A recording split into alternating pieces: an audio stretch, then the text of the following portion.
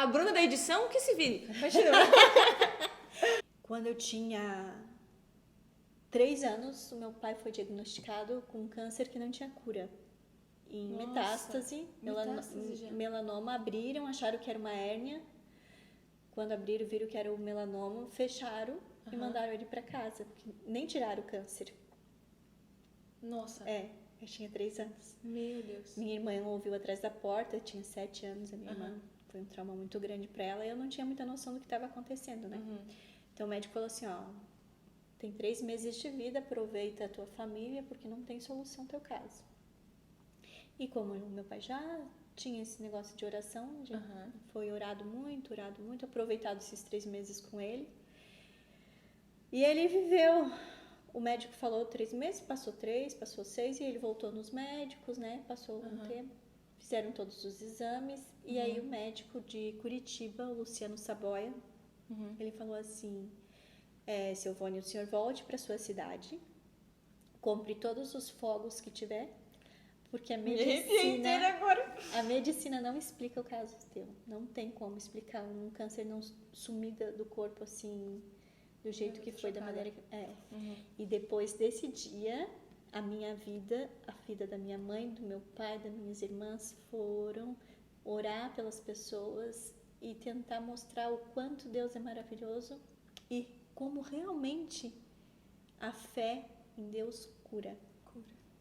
E Deus me deu a oportunidade de viver mais 15, 16 anos com meu pai. Nossa. Quando meu pai teve o câncer novamente, que foi em outro lado, daí, no outro lado, na virilha, né?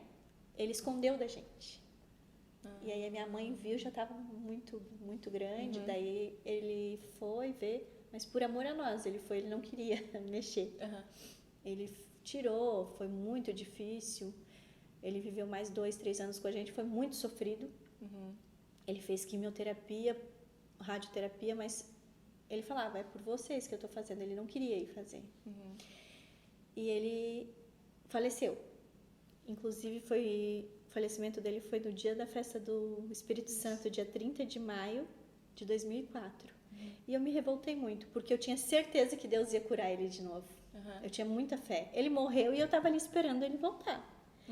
E eu não conseguia entender por que Deus tinha feito aquilo comigo e com a minha família. Principalmente com ele. Por que ele sofreu tanto sendo uma pessoa tão boa? Hoje, depois de todas as curas, são 20 anos sem ele, eu me lembro dele todos os dias. Inclusive, esse medo da morte vinha desse caso, né? De ter perdido. Com certeza. Ele. Só que hoje eu percebo assim, Deus me deu a oportunidade de crescer ao lado dele. E quem conheceu meu pai sabe como ele era maravilhoso e poder conviver e ter todo o amor e ver tudo de bom que ele tinha para passar pra gente e para todas as outras pessoas, sabe? Então, assim, por que eu não tô olhando com amor e gratidão esses 15, 16 anos que Deus deu a mais? Eu cresci ao lado dele. Eu podia ter perdido ele com 3 anos de idade, né? É difícil perder, é muito difícil. Qualquer momento, claro. Mas assim, a gente sempre tem que olhar que poderia ter sido antes, ou poderia ter sido de uma forma diferente. Claro. Né? Não, isso é muito verdade. E assim, ó, eu não conhecia o pai da Ju, não conhecia a Ju, mas eu escutava muito falar dele e eu nem sabia que fazia tantos anos que ele tinha falecido. Porque ele está muito presente na vida das pessoas. Presente na vida das pessoas, exatamente. Olha que coisa doida, né? São 20 anos e agora eu trabalhando com terapia, eu não tinha associado, nunca imaginei que na terapia iam me associar com meu pai, jamais, assim, eu não via isso. E hoje as pessoas falam, quando eu era pequena, o teu pai orou por mim. E hoje eu tô ajudando a pessoa que meu pai orou, então é muito lindo. Eu acho tão lindo tu falar assim, ó, orou por mim. Cara, o fato de orar por alguém, eu acho uma coisa assim, ó, tão... Eu acho que é uma forma de amor, assim, tão absurda. E é tão natural, porque ele ensinou o nosso dia a dia a orar pelas pessoas. Pra mim é muito natural receber uma mensagem de alguém assim, o Ju, ora por mim, o Ju, faz uma oraçãozinha aí. A minha mãe recebe isso muito frequente. Então, assim, as pessoas têm que tomar essa consciência de que a oração cura. Deus trouxe os médicos também, gente. Deus capacita pessoas a nos ajudarem. Com certeza, Então, assim, ó, eu tô doente, eu não vou ficar sentada aqui esperando a cura acontecer. Não. Que tem a ver com a parte da medicina também, da parte, inclusive, Deus tudo, faz a capacitação dos profissionais para nos certeza. ajudar. Tanto eu tô aqui para ajudar, a Bru tá aqui para ajudar, Exatamente. cada um com o seu dom, cada um na sua área, os médicos na sua área. Então, assim, a fé move montanhas, mas a gente também tem que buscar a cura, tem que buscar Deus, primeiramente, porque Deus vai abrindo o caminho para a gente encontrar o médico certo, tratamento certo, às vezes. Tratamento certo para a doença. E tem muitos casos também que Deus cura sem explicação, beleza? Mas nunca deixar de procurar ajuda médica. Eu acho que assim, ó, igual a gente estava falando antes, tu tem a fé sobre alguma coisa, isso é muito importante, mas tem que fazer por onde nisso também, você tem que seguir esse caminho também. Exato. Não adianta só achar que Deus vai curar você sem você ir buscar uma ajuda com isso também, né? A gente até compartilhou um vídeo sobre o poder da oração, e até eu comentei com a Ju que existe um caso na nutrição de uma criança que teve síndrome metabólica, e era uma síndrome metabólica não, ela teve um problema de metabolismo, era um negócio com mitocôndria, assim, era bem científico, e não tinha explicação nenhuma. Aquela criança, tipo assim, ela não iria viver muito tempo, sabe? Então foi falado pra mãe que ela infelizmente não teria muito tempo de vida, enfim, essa mãe falou assim que a fé dela era maior que isso. E até hoje esse caso não tem explicação, essa criança saiu e quando ela voltou 3 dias depois ela não tinha mais esse mesmo problema. Até os médicos acharam que foi um problema no exame e tal, mas não, a criança foi curada e foi por fé. E a gente, como cientista, sempre teve essa briga entre fé e ciência, muito, né? É uma coisa muito, muito forte. E até, sempre foi feito muitos estudos. Então, no comecinho, se achava que esse estudo tinha a ver com o efeito placebo.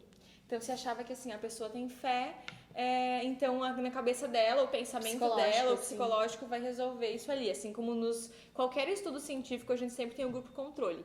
Então, você tem um grupo que faz uma ação, a outra ação e o controle, para você saber se não é placebo, se a pessoa não está imaginando isso. Então, vamos testar uma medicação. Você dá para um grupo uma medicação e para outro grupo você dá um remédio de farinha. Porque se tem o efeito placebo, você tira da estatística. Então, sempre se achava que tinha a ver com isso, com o efeito placebo, com o grupo controle e tudo mais. E daí foi feito vários estudos, porque achava que assim, você acha que a pessoa está orando por você, talvez nem a tua oração, mas você acha que a pessoa está orando por você, então você vai se curar porque o teu subconsciente está pensando nisso. Aí foi feito um estudo que se usa ele até hoje, onde foi pego 2 grupos de pessoas na UTI. Elas estavam como induzido, nenhuma delas estava acordada. Nenhuma delas tinha consciência nem sabia que estava sendo rezado por elas. Um grupo sim, um grupo não. Gente, foi mais de 50% a diferença, assim, foi um negócio bizarro, era um negócio muito forte. Do grupo que recebia oração, teve uma melhora muito, muito mais significativa que o outro. Eu sou a Bruna Harmel. Eu sou a Juliana Bittencourt. E hoje nosso podcast vai ser sobre um assunto mais lindo de todos, que é a fé. Sim. Inclusive, eu tenho ela tatuada no meu braço. Isso aqui foi o símbolo pós-depressão. Tá, foi a tua cura. Foi. E eu disse, não, acho que merece ser gravado no meu corpo, né? Você tem outra tatuagem, Sás? Tenho, Seja Luz. E tem girassol. E também tem uma rosinha que simboliza o meu pai. Foi eu e minhas 2 irmãs que fizemos pra ele. Ai, que lindo. Que ele tinha o grupo Rosas de Maria, não sei se tu já ouviu falar. Sim. Daí a gente fez a rosinha pra por ele. Sim, que lindo escrito isso. abençoadas, porque se ele tá lá, né, olhando por nós, a gente é abençoado. Com certeza. E a tatuagem com a fé e o Espírito Santo foi para marcar realmente um momento muito difícil da minha vida, que foi a depressão.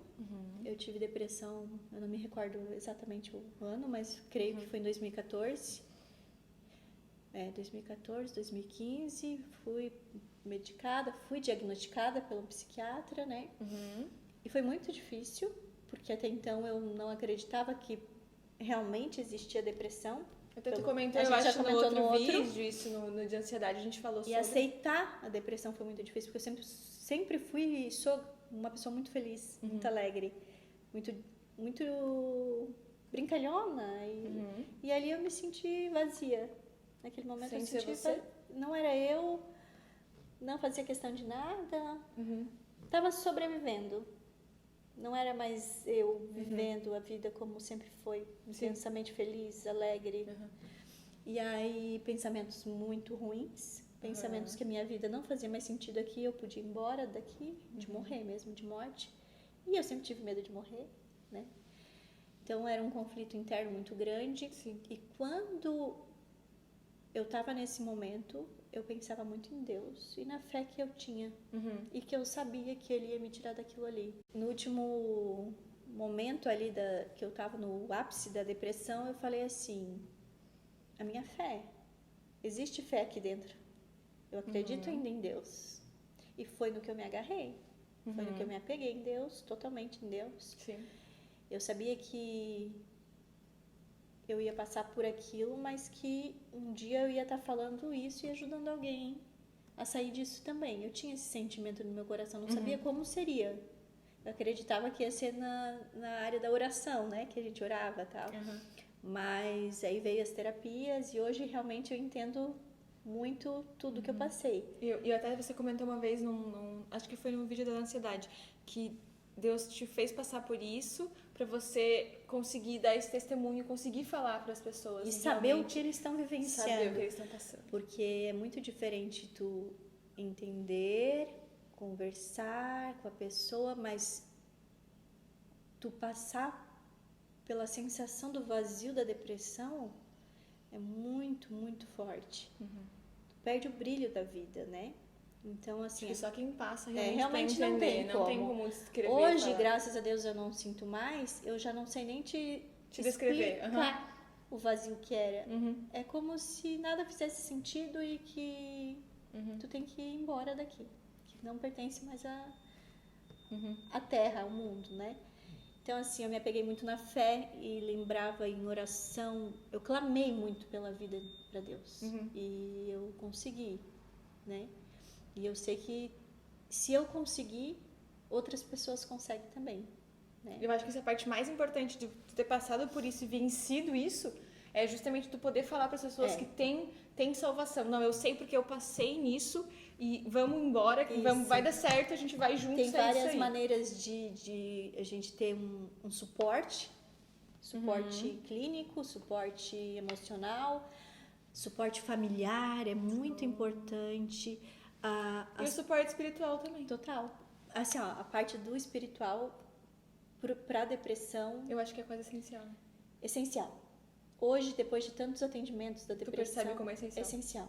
O espiritual, Deus, fé, ele ajuda muito. Não é Deixa claro, depressão não é falta de Deus. Não, okay? Jamais.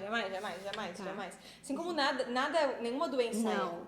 Mas só que buscar Deus nesse momento nos ajuda muito. É isso que eu quero. Eu acho importante a gente puxar também, assim, a Ju falou que jamais a depressão é falta de Deus, assim como nenhuma doença é. Mas eu acho que tanto Deus como a fé, ela ajuda todos os campos, obviamente, mas principalmente quando a gente também fala de comportamento, e alimentação é muito comportamento, né? Então, assim, eu acho que a questão de você acreditar em você e de você... a fé em si mesmo. A fé em si a mesmo. A segurança que você é capaz de conseguir. Exatamente. Porque o que eu vejo? As pessoas assim, ó... eu quero fazer um vídeo daqui do podcast só sobre comportamento, tá? Porque o comportamento envolve muito a questão de alimentação. As pessoas, elas acham que, tipo assim, ó, elas não têm capacidade de mudar. E não é porque tu faz uma coisa a vida inteira que você tem que continuar fazendo assim. E é justamente a fé em si mesmo. E é você entender que você tem a capacidade de mudar a tua vida, a vida dos outros. E isso tudo começa no comportamento. Até no comportamento de fazer uma oração. Né? Porque é um comportamento. Sim. E é um hábito. E eu vejo como, para alguns pacientes, faz tanta diferença de você começar, às vezes, no hábito da oração e depois disso você consegue incluir outros hábitos saudáveis na sua vida também, tá? E a medicina reconhece muito a importância do espiritual e o como isso precisa estar firmado na pessoa. Às vezes ela não precisa ter uma religião, não precisa ter uma igreja, mas ela precisa ter fé. O ser humano precisa, é uma coisa interna dele. Eu creio que é necessário mesmo para nossas vidas. Você percebe como a pessoa é vazia? Como é que vive sem fé? Desculpa, é que pra quem tem, é estranho, né? Perdão para quem é ateu.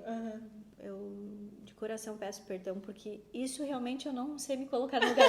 Não, eu também não. Esse eu não aprendi.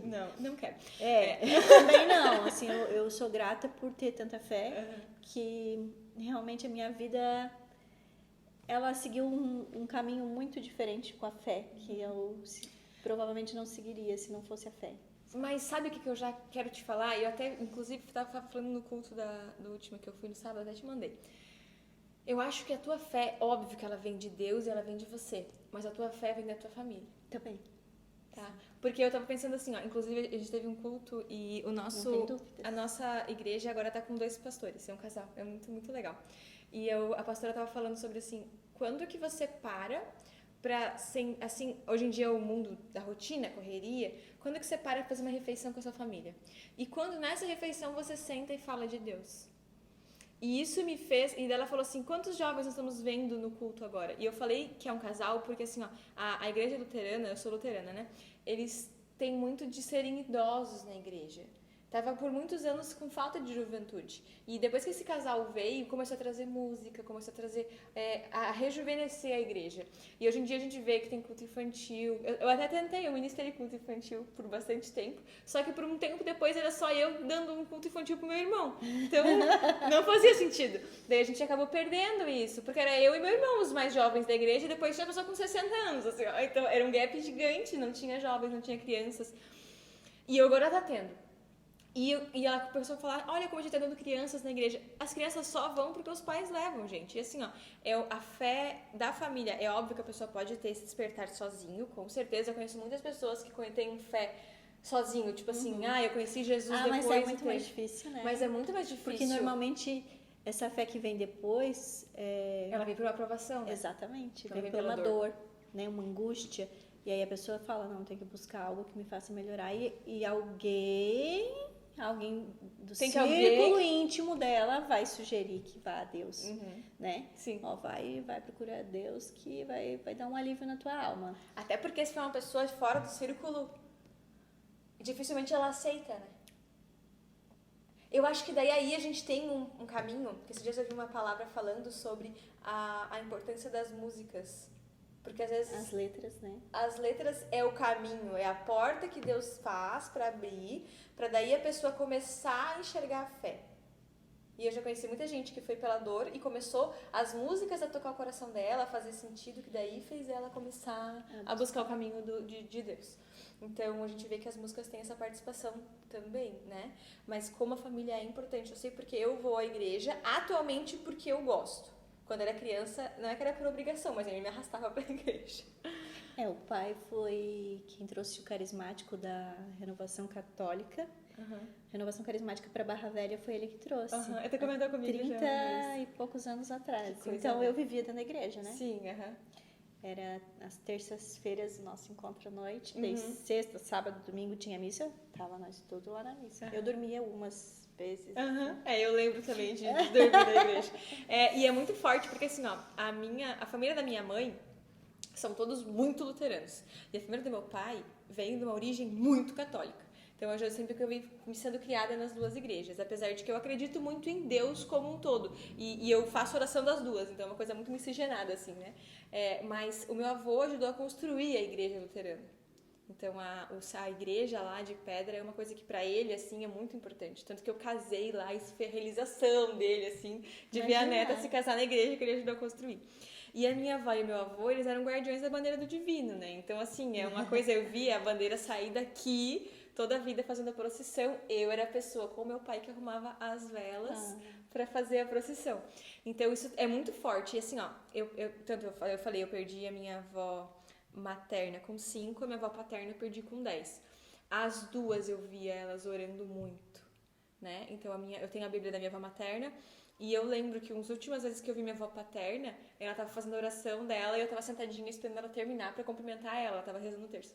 Então, o Ave Maria que eu rezo é por ela também, entendeu? Então, assim, é muito lindo honrar essa ancestralidade boa de fé.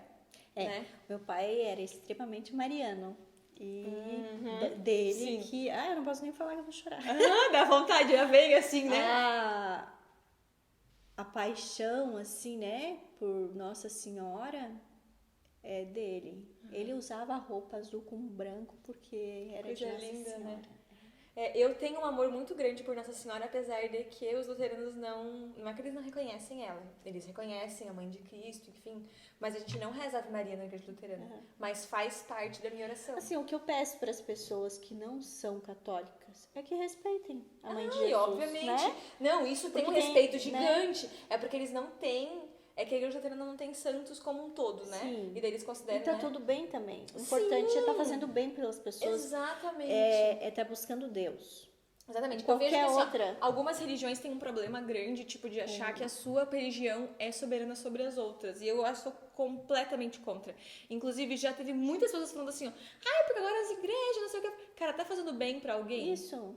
Não precisa nem estar dentro da igreja. Não. Tá ajudando alguém?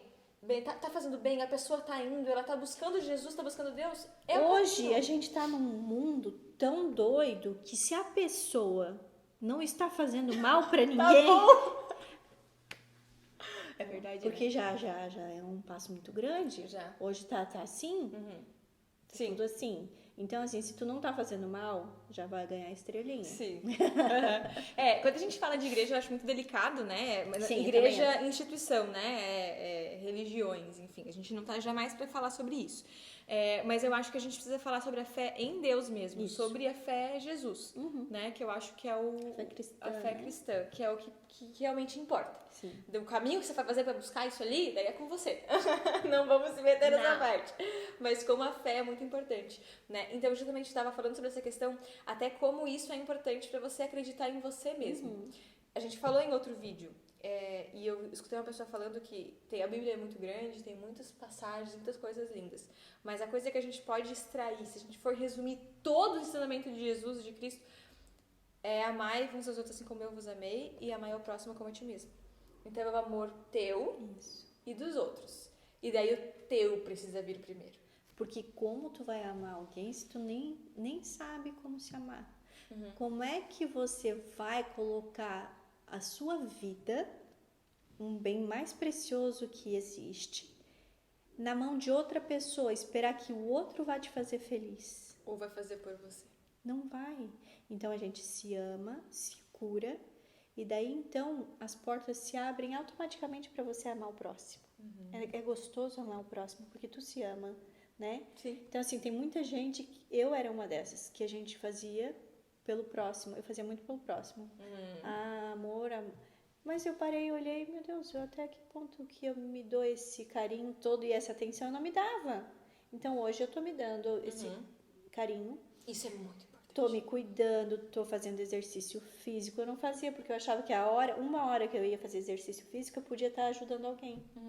Mas daí o meu corpo tava precisando, tava gritando por ajuda também. E assim como até tu precisar fortalecer o teu corpo, pra inclusive você usar ele pra ajudar as outras pessoas também. Mas você precisa vir primeiro também. Uma frase que eu uso muito quando eu vejo algo que me incomoda, porque tem pessoas que nos irritam, né? Que a gente é humana. Tem também. É humana e o sangue dá uma fervidinha. E aí a pessoa tá lá berrando no meio do banco, berrando no meio que demorou a comida, e aí tu olha aquilo assim. O que Jesus faria? Acho que isso pega tão forte, né? Minha sogra me ensinou o que Jesus faria. Eu falei, sogra, que sem graça você. Jesus Acabou nunca ia brigar. Nunca. Eu gosto, né? Aí a minha sogra, com bastante calma, olhou pra mim. Sempre pergunta, Ju, o que Jesus faria? Jesus não faria nada, sogra. Jesus ia ficar bem quieto, ia achar, calma, tá tudo bem. Então é isso que a gente tem que fazer. Daí me quebrou. Não é pra gente ser, como que é, o espelho e semelhança dele? Me quebrou. Depois disso, eu olho e lembro ficou aqui, ó. Ficou cravado, né? ela não falou, ela escreveu. Ela pegou o teu cérebro e escreveu. A minha sogra, ela tem o dom de falar pontualmente. Ela não fala nada em vão. E ela abre a boca quando ela tem certeza e pau. Nunca mais eu consigo. Deu em você. Foi assim. E com carinho. É isso que é o pior. Mas sabe que eu paro pra pensar nisso às vezes? O que Jesus faria? Se você não sabe o que fazer. Porque assim, ó, aquela pessoa que tá lá brigando e ela pode ter passado por muitas coisas antes de chegar ali. É o meu pensamento, assim, ó, eu não sei o que ela tá passando. Então eu não vou julgar ela. Sabe qual foi a minha virada de chave maior para julgamento de qualquer pessoa? Eu acho que tu vai entender super sobre isso. Eu sou nutricionista e a gente tem, no 6º período da faculdade, uma matéria que chama nutrição experimental. Na nutrição experimental, a gente precisaria escolher um assunto e fazer uma pesquisa sobre isso com ratos de laboratório. E quando envolve ratos de laboratório, você precisa matar eles. Eu tenho medo de rato. É? Não, mas não pelo medo, por matar eles. E atualmente eu sou vegana, inclusive, na época eu não era. Mas eu sempre fui contra matar animais como um todo, né, gente? Inclusive pra pesquisa. E daí a professora falou assim, é muito triste a gente ter que usar os animaizinhos. Se a gente pudesse não usar, a gente não usaria. Mas eu quero que vocês imaginem a pessoa que vocês mais amam na vida. E daí, na época, veio meu irmão na cabeça, assim. Tipo, ela quis dizer uma pessoa que teria muita possibilidade de viver e tal. Você tem um animal de estimação? Na época eu tinha só o Thor, mas eu pensei no Thor. Daí ela disse assim, se tu precisasse salvar essa pessoa, você usaria o teu animal? Cara, isso me quebrou assim, ó, me dividiu o coração no meio. Que horrível. Peço a sensação, mas eu usaria. Pra salvar o meu irmão, eu usaria. E daí ela disse assim, então vocês escolhem o tema do título de vocês, da pesquisa de vocês, para uma coisa que vai mudar a vida das pessoas, que você realmente possa usar isso pro bem. Se você vai usar a vida desses ratos... Que forte. Fortíssimo. E eu parei de julgar, porque até então eu tava julgando ela. Porque ela era uma professora que dava matéria de matar rato. Entendeu? Entendi. E eu fiz o meu tema sobre câncer. Oh. Daí a gente usou hibiscus canabinos. E ele teve resultado, tá? Daí a pesquisa foi pra frente, a gente não teve mais acesso. Até é difícil de falar. Mas eu pesquisei depois e essa pesquisa foi uma das que embasou pra fazer medicações hoje em dia. Nossa, sério? Que... Oiê, aqui é a Bruna, tá falando no nome da Bru e da Ju, mas só pra dizer pra vocês que a gente precisou cortar esse vídeo, ele acabou acabando a bateria da câmera, mas esse foi o nosso podcast sobre fé. Espero muito que vocês tenham gostado e não se esqueçam de se inscrever no canal que logo logo vai ter um podcast incrível sobre comparações. Um super beijo de nós duas, até mais. Tchau!